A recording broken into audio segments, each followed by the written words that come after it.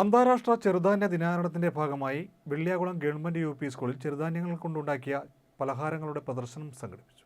അന്താരാഷ്ട്ര ചെറുധാന്യ ദിനാചരണത്തിന്റെ ഭാഗമായാണ് വെള്ളിയാകുളം ഗവൺമെന്റ് യു.പി. സ്കൂളിൽ ചെറുധാന്യങ്ങൾ കൊണ്ടുണ്ടാക്കിയ വിവിധതരം പലഹാരങ്ങളുടെ പ്രദർശനം ഒരുക്കിയത്. തണ്ണീർമുക്കം ഗ്രാമപഞ്ചായത്ത് പ്രസിഡന്റ് ജി ശശികല ഉദ്ഘാടനം നിർവഹിച്ചു. അധ്യാപകരായ Mini Vasudevan, M N. Deepthi, Ramya R, Sajitha N R, Sridevi N S, James M R തുടങ്ങിയവർ നേതൃത്വം നൽകി. കാലങ്ങളെല്ലാം കഴിഞ്ഞ് ഇന്നത്തെ തലമുറയെ സംബന്ധിച്ച് നോക്കുമ്പോഴത്തേക്കും മില്ലറ്റിന്റെ പ്രാധാന്യത്തെക്കുറിച്ച് ആർക്കും അതിനെക്കുറിച്ച് വലിയ അറിവുകളൊന്നുമില്ല.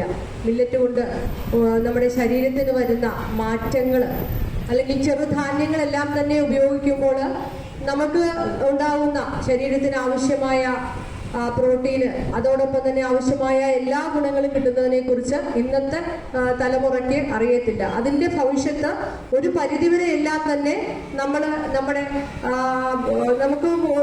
മുതിർന്നവർക്കൊക്കെ തന്നെ നമ്മളത് കണ്ടുവരുന്നുണ്ട്. കാരണം ആരോഗ്യക്കുറവ്, ശരീരത്തിന് ബലക്കുറവ് ഉൾപ്പെടെ, പ്രോട്ടീനിന്റെയൊക്കെ കുറവ് ഉൾപ്പെടെ നമ്മൾ നമ്മൾ കണ്ടുവരുന്നുണ്ട്, ഇല്ലേ?